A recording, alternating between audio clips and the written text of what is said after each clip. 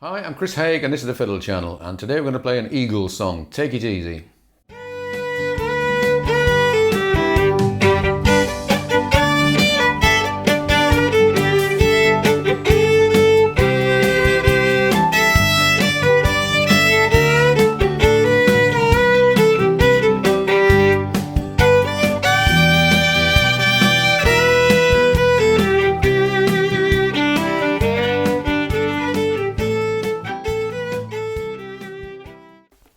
Take It Easy was a request from Christine, one of my supporters on Patreon.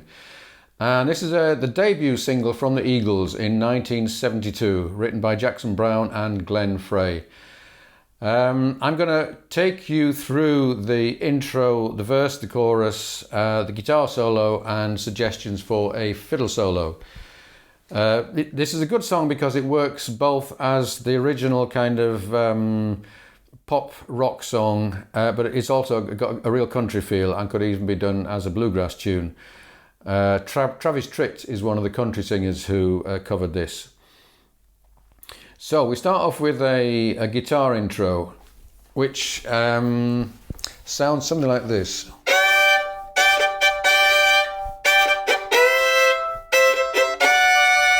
And again.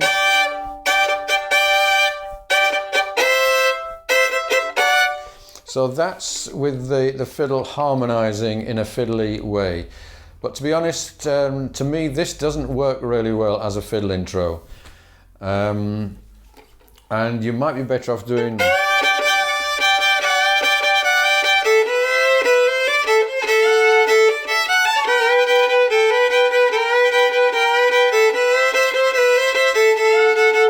doing that. Although, again, still, it doesn't sound much like the original. It just fills that space. You might want to go straight into the next bit, which is a guitar melody, just 2 bars, which fills in that, and that would be good with a D drone. And then you stay straight into the verse. So how you treat the intro depends on the instrumentation of whoever else you're playing with and whether you feel it needs that intro at all. Okay, I'll give you the vocal melody. 1, 2, 3, 4.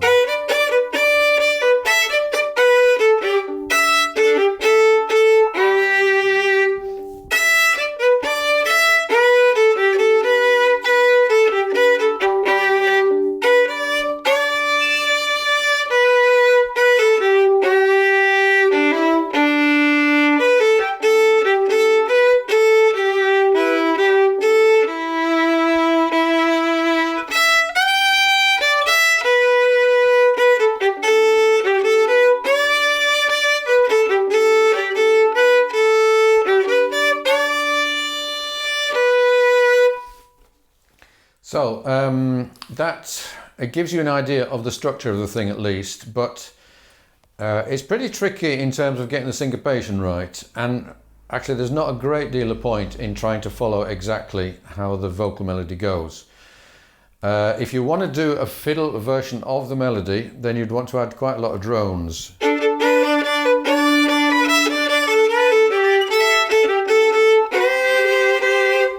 So that was a G drone over the G chord, and then a high C note over the G melody note.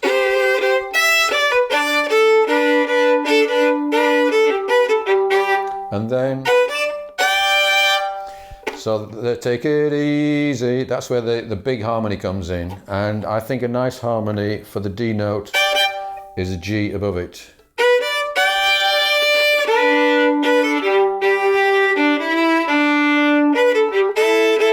For the A minor, put an E under it.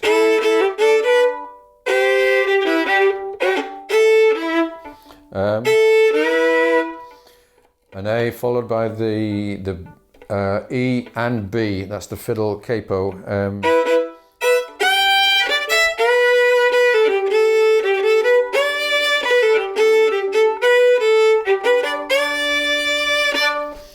Okay, so let's just run through that intro and melody and with the backing.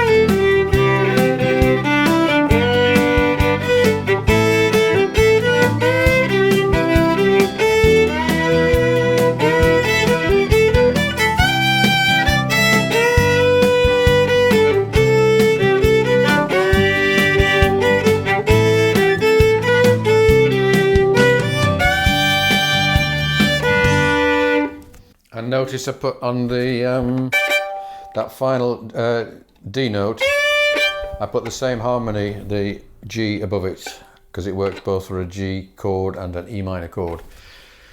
Okay, now if you were playing backing for this, then you would want to work out double stops or drone pairs for each of the chords.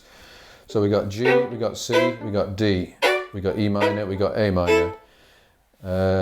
So for each of those you want to have a pair of notes, and ideally there'll be as little movement as possible from one pair to the next pair. So if your G was a B over a G, then your next note might be a C over an E.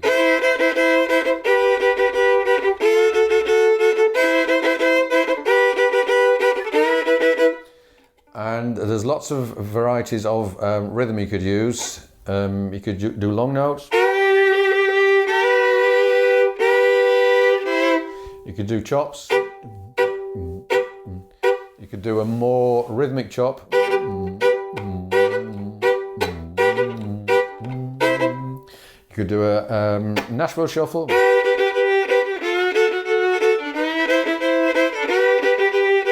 Or a Georgia shuffle.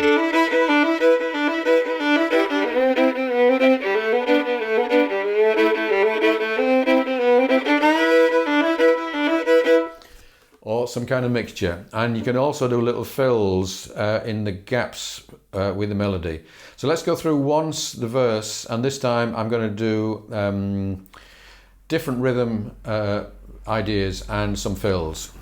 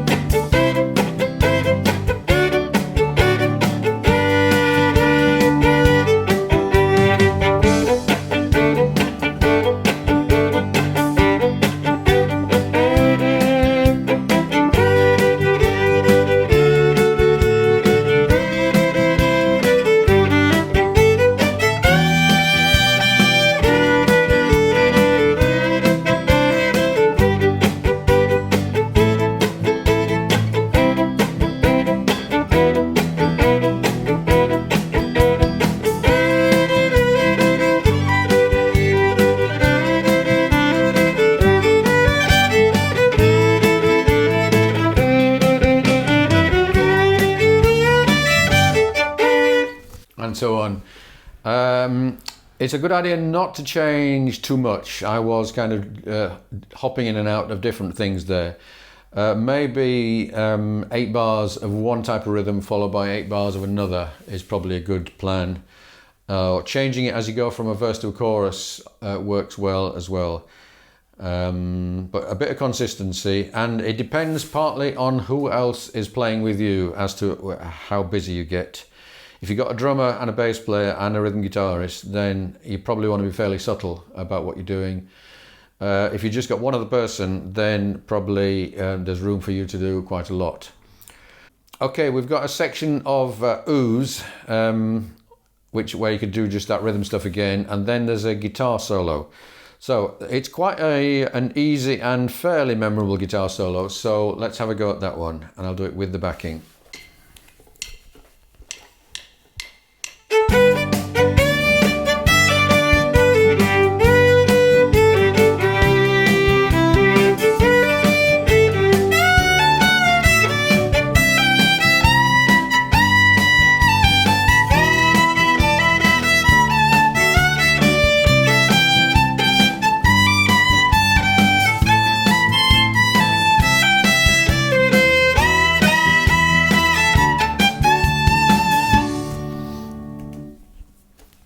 So there's a bit of third position there.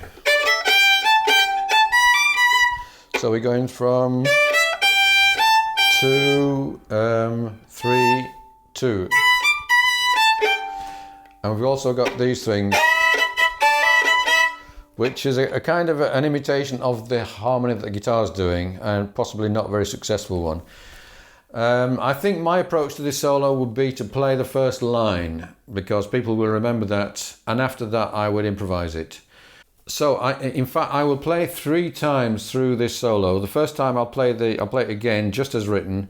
Second time I'll make it a bit more fiddly with more fiddle type harmony in there, and the third time I will improvise it, and we'll see which is best.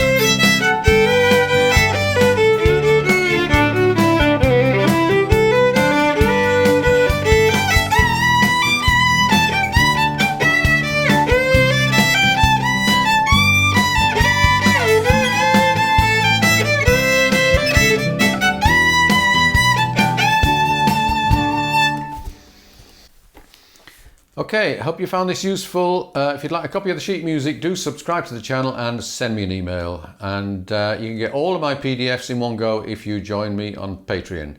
Thanks for watching. See you again soon.